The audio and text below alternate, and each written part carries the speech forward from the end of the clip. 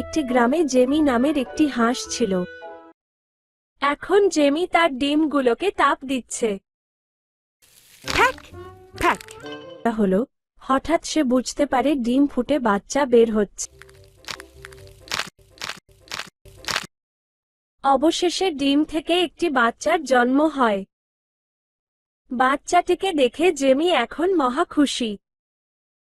Jamie তার বাচ্চাকে বলে, তুমি অনেক সুন্দর। এই বলে সে তার বাচ্চাকে বুকে জড়িয়ে ধরে। সে বাহিরে গিয়ে শিয়ালকে বলে, শিয়াল ভাই দেখো আমার কত সুন্দর একটি বাচ্চা।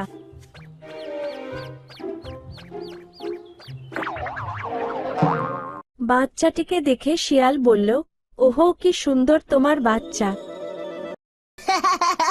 কোয়াক। পাশের হাঁসটি হাসতে হাসতে জেমিকে বলল, তোমার শুধু একটি বাচ্চা? আমার 5টি বাচ্চা আছে। হাঁসটির কথা শুনে জেমি বলল, আমার কাছে একটি বাচ্চাই যথেষ্ট। জেমির কথা শুনে হাঁসটি সেখান থেকে চলে যায়।